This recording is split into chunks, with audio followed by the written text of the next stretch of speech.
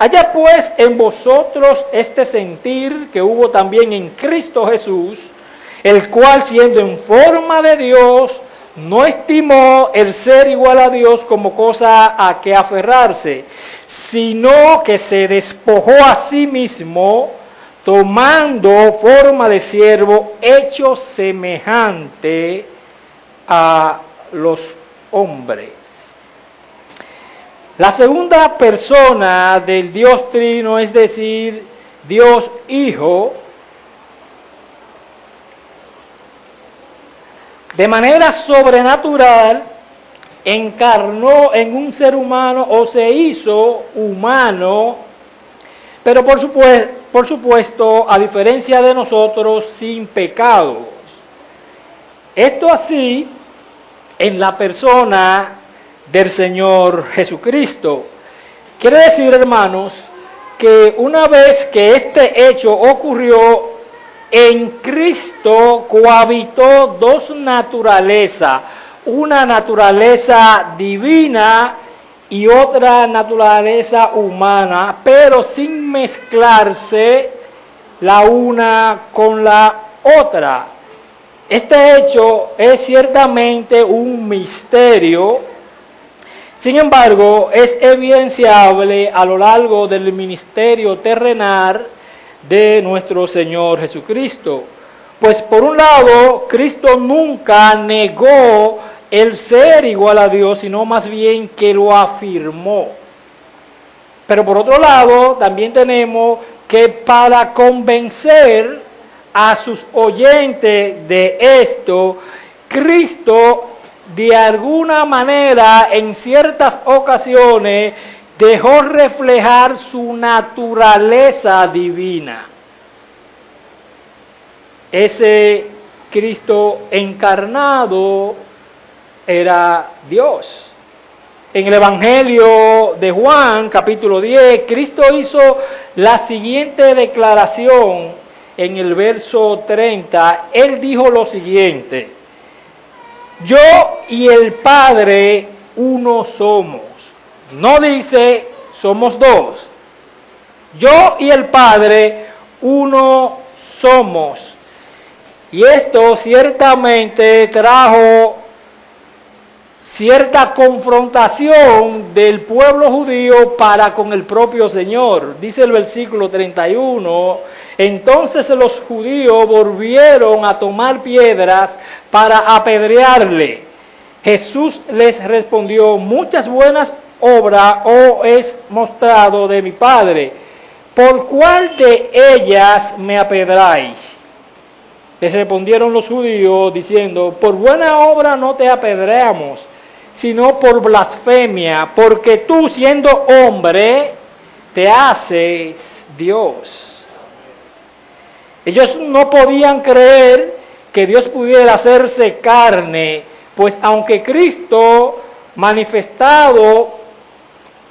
se había manifestado a través de su naturaleza divina, haciendo algunas obras, algunos atributos que solamente podía hacerlo Dios, ellos como quiera tenían su entendimiento entenebrecido, y aún así, viendo, no creyeron.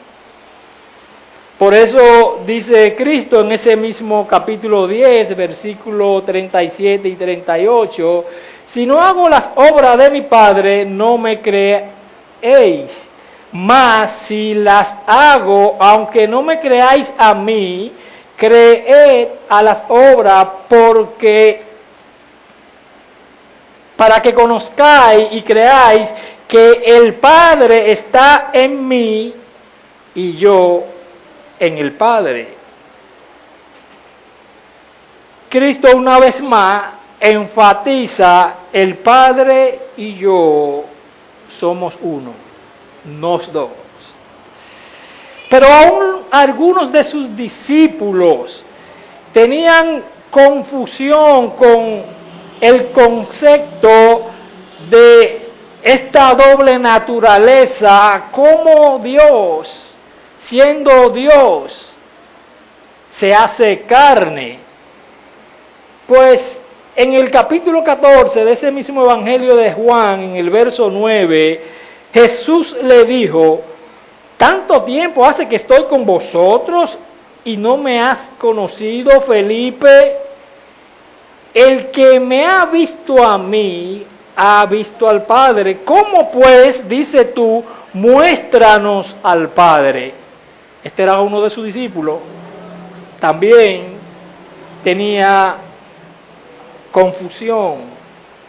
Cuando Pablo dice en Filipenses capítulo 2 que Cristo es igual a Dios, la palabra griega para traducir igual define cosas que son exactamente lo mismo en tamaño, cantidad, cualidad y carácter. En otras palabras, Cristo es Dios. De manera que, amados hermanos, Cristo dijo ser Dios y Pablo lo creyó y lo afirmó. Es cierto que ningún ser humano podría incorporar en su naturaleza humana una naturaleza divina, pero eso somos nosotros los humanos, que no tenemos esa facultad. Pero Dios sí tiene facultad en su poder de agregarse una naturaleza humana para sí, que fue lo que hizo en la persona de Jesucristo. Por eso nosotros vamos a observar cómo operó, algunos ejemplos de cómo operó una naturaleza humana y una naturaleza divina en una misma persona, sin mezclarse la una con la otra, pues la segunda persona de la Trinidad, Dios Hijo, Él no dejó de ser Dios mientras encarnó en carne o en la persona de Jesucristo. Lucas, capítulo 2, versículo 52, dice de la siguiente manera: y Jesús crecía en sabiduría y en estatura y en gracia para con Dios y los hombres. Nosotros sabemos que uno de los atributos de Dios es que Él es omnisapiente. Es decir, Dios es infinitamente y completamente sabio. Por consiguiente, Dios no necesita crecer en sabiduría, pues si no, no sería Dios. Sin embargo, Lucas dice acerca de Cristo: y Jesús crecía en sabiduría, ya que ese proceso Él está manifestando obviamente su naturaleza humana. Somos nosotros los seres humanos que necesitamos crecer en sabiduría, no Dios.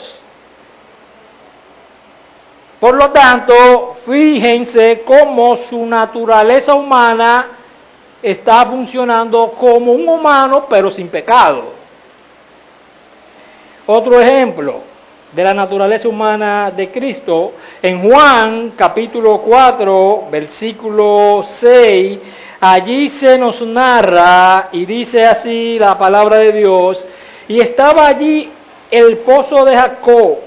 Entonces Jesús, cansado del camino, se sentó así junto al pozo.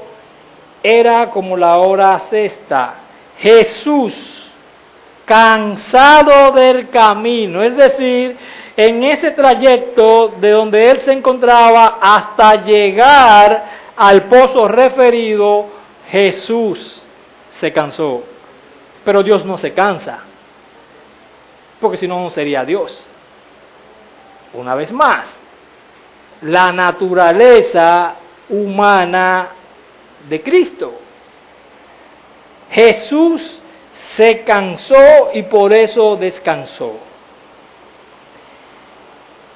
Pero en ciertas ocasiones, aunque Él restringió casi a su totalidad su naturaleza divina, Él dejó salir en ocasiones su naturaleza divina para comprobar o para que las personas pudieran avalar que Él era quien dijo ser. Vamos a ver algunos ejemplos. Cuando nosotros nos vamos, y quisiera que me acompañen al Salmo 139, por favor, amados hermanos. Cuando nosotros leemos en el Salmo 139,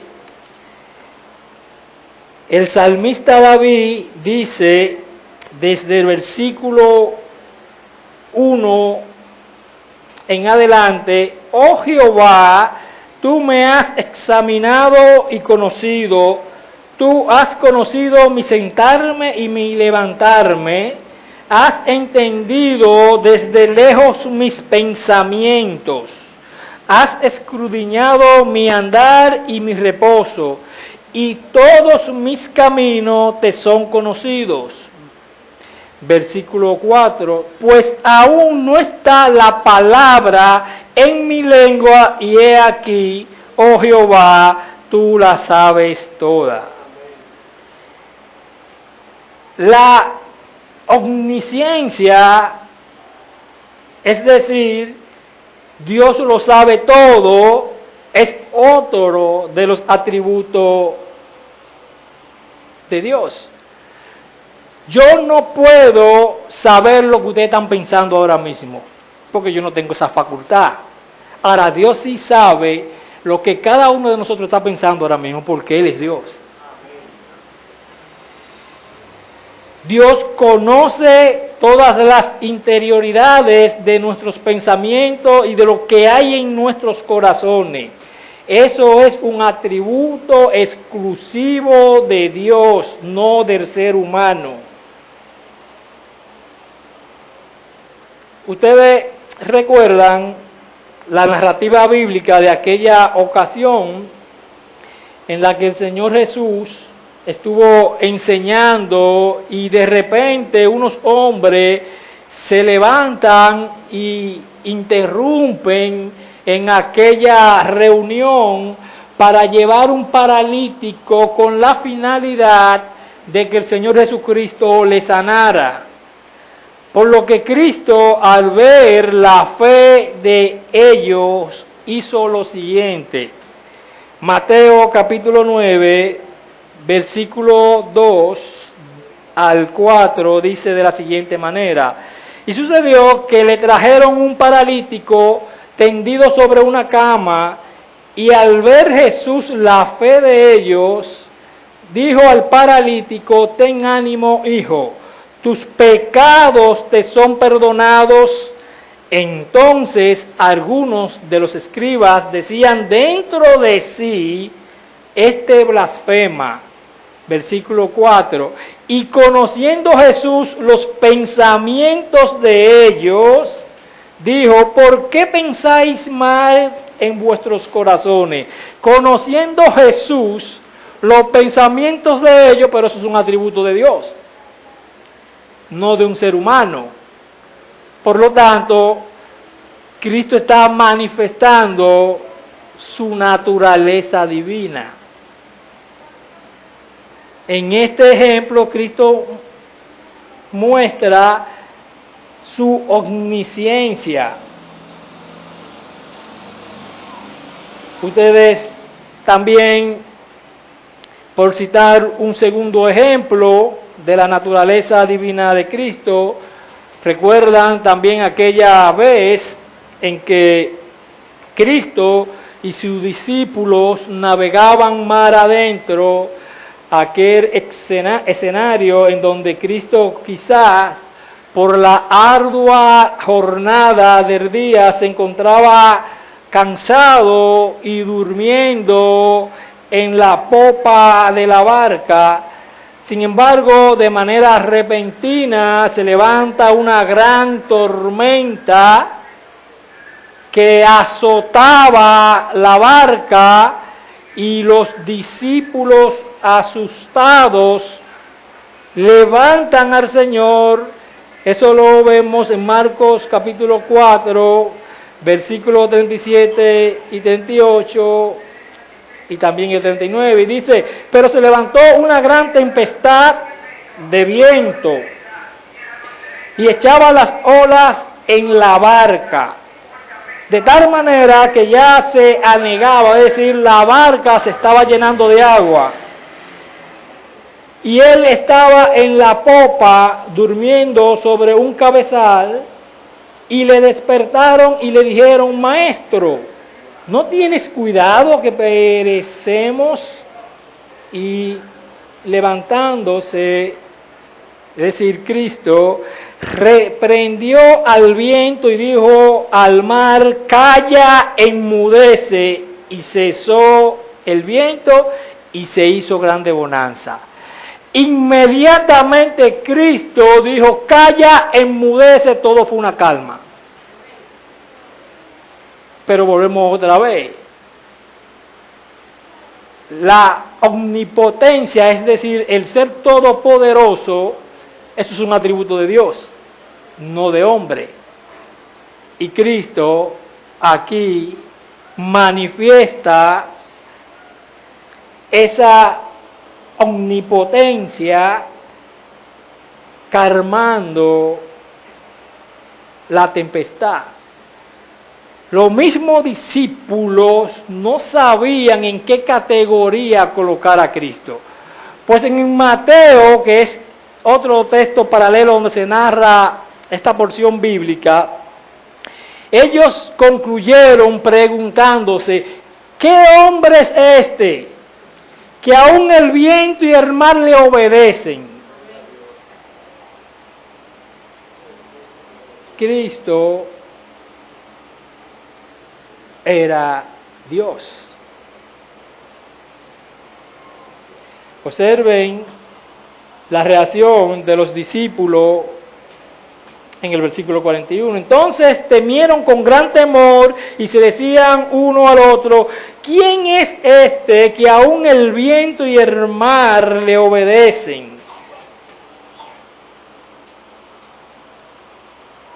Cristo, aunque no acostumbró a hacer manifiesta su naturaleza divina, sino solamente en ciertas ocasiones, y esta es una de ellas, quería traer convicción en sus discípulos de que supieran a quién era que ellos estaban siguiendo. Al Dios creador.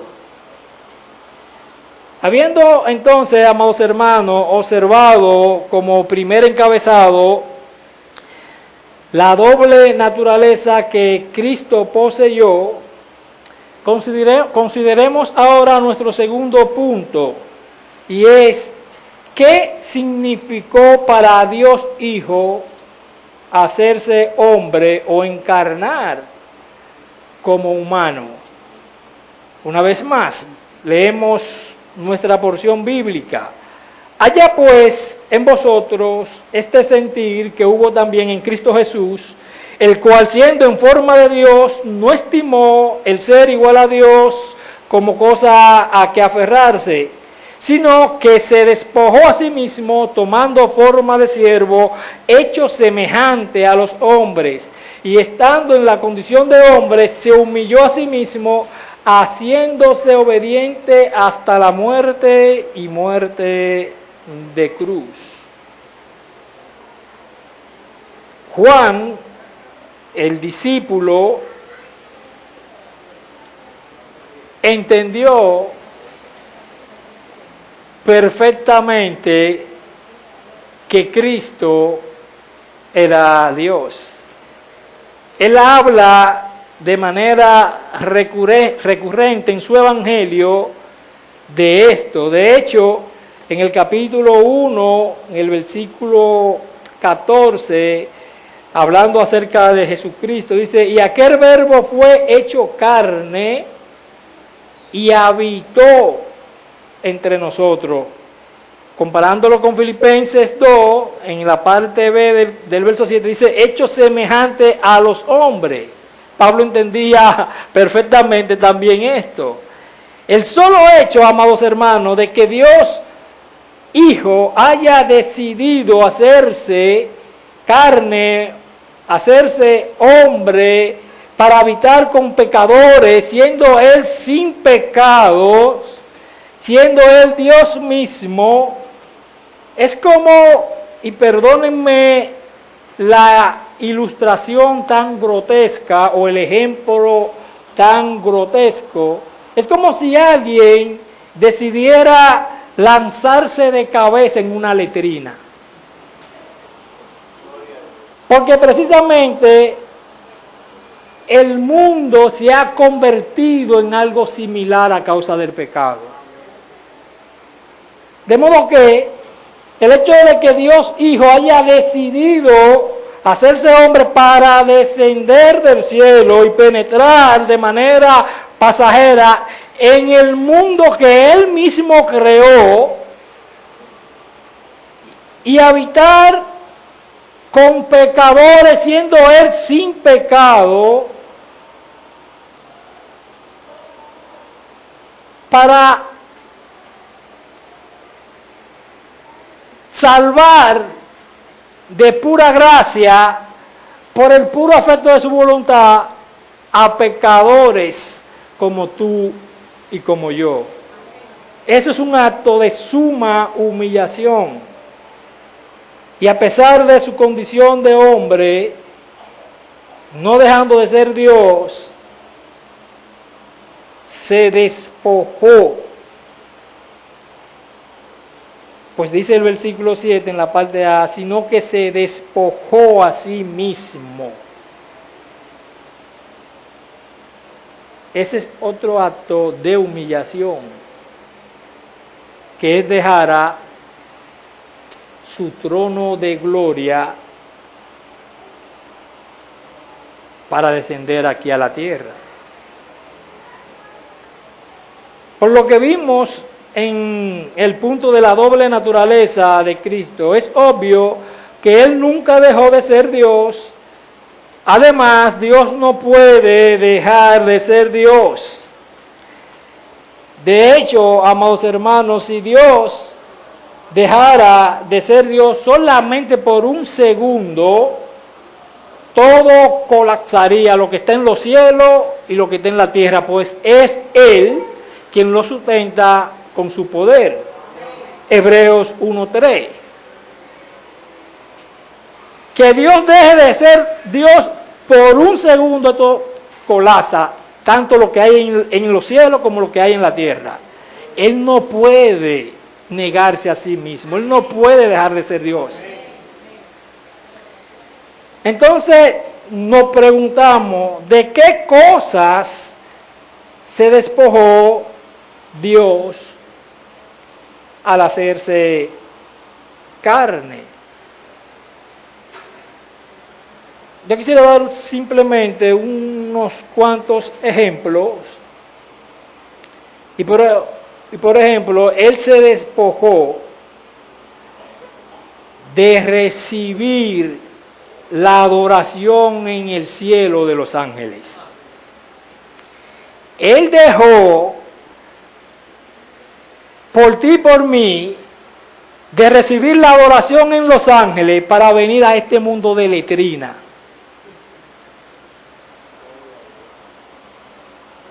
Para sacrificarse por personas que éramos sus enemigos.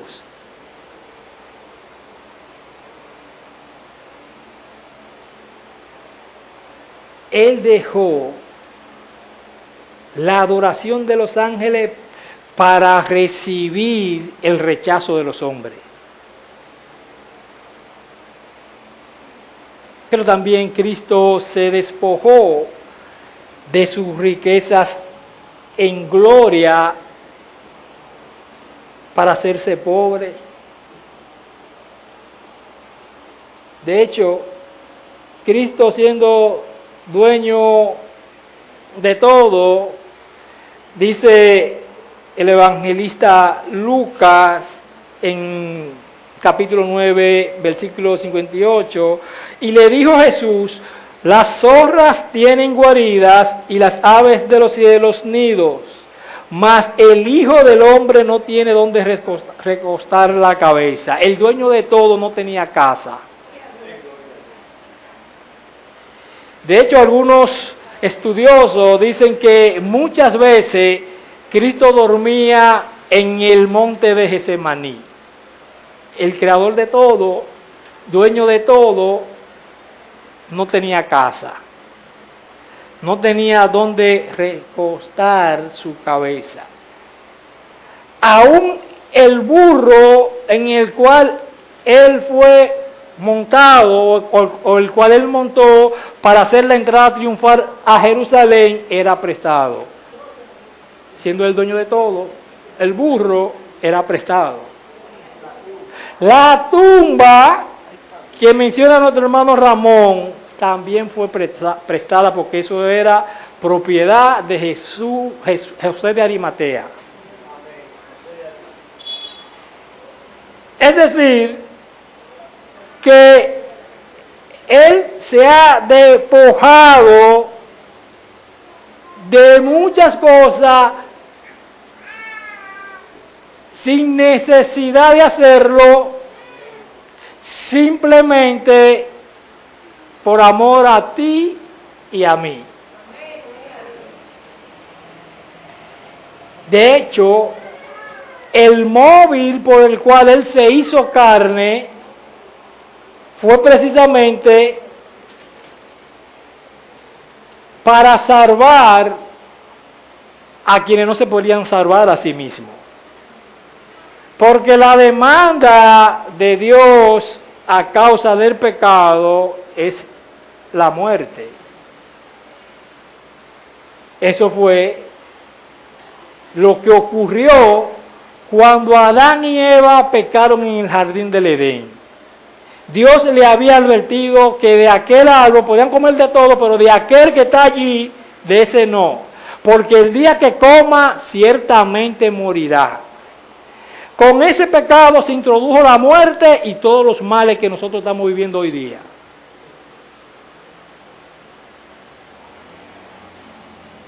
Y Dios dice en el libro de Romanos que la paga del pecado es muerte. Pero, ¿quién iba a pagar por nuestro pecado? Porque Dios es santo, santo, santo. No podría ser una gente con pecado. Hay mucha gente que han muerto por otro, pero eran personas pecadoras. O algunas, no muchas. Personas pecadoras.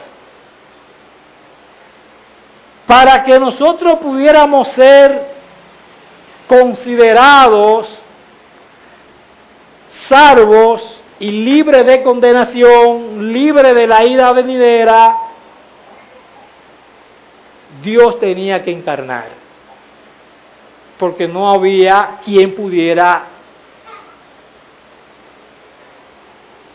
pagar el costo.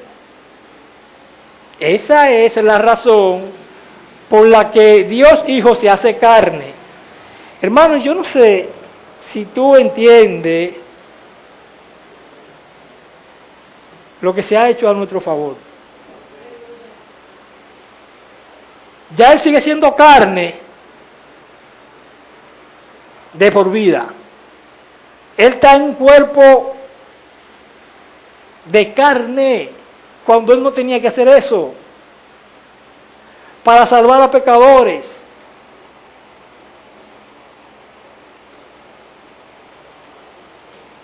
Siendo inmortal, aceptó hacerse mortal en la carne. Verso 8, y estando en la condición de hombre, se humilló a sí mismo, haciéndose obediente hasta la muerte y muerte de cruz. Toda esta humillación tan solo por salvar a pecadores. Pues Él no tenía por qué hacer nada de eso. Y yo estoy seguro que tú y yo no lo haríamos. Él lo hizo para salvar a todos aquellos que reconocen en fe que no hay ningún otro medio que no sea Cristo. Para salvar a todos aquellos que reconocen su miseria humana, su pecaminosidad, y ser salvo gratuitamente. Esa es la razón por la que nosotros nos congregamos, para darle gloria a nuestro Señor por lo que ha hecho a nuestro favor. Esa es la razón por la que dentro de unos minutos vamos a recordar precisamente ese sacrificio tan maravilloso que Cristo ha hecho a nuestro favor.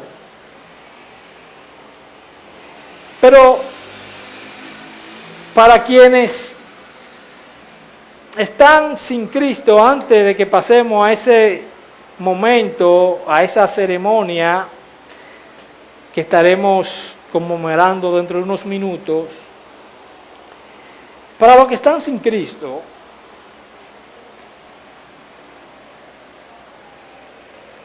si Dios te ha hablado en esta mañana, Él espera una respuesta. En Dios no hay término medio. O es sí o es no. No hay término medio. O recibe a Cristo o lo rechaza. Quien no es conmigo de parrama, dice Cristo. No importa que tú te consideres, no, yo no soy tan malo, porque hay mucha gente que se considera, no, porque yo no soy tan malo. Yo no soy una gente, yo hago favores. Ramón daba en el estudio, avalado por supuesto en la palabra de Dios, que nadie se va a salvar por obra. Y como la salvación no es por obra, porque si fuera por obra, ¿para qué Cristo haría todo eso? Porque si tú te puedes salvar tú, si yo me puedo salvar yo por mis obras, ¿qué sentido tiene que Cristo venga a hacer todo lo que hizo por nosotros? Si el Señor trajo luz, trajo convicción de pecado a tu vida, bueno, pues no lo postergue, porque en su segunda venida Él no viene como cordero, Él viene como león. Él viene a juzgar al mundo. Él viene por su iglesia, es decir, los redimidos, todos aquellos que por su gracia Él nos abrió los ojos, entendimos que éramos pecadores, que no podíamos salvarnos, que solamente por medio de su sacrificio podíamos reconciliarnos a través de la fe con Dios. Él viene por eso. Pero los demás,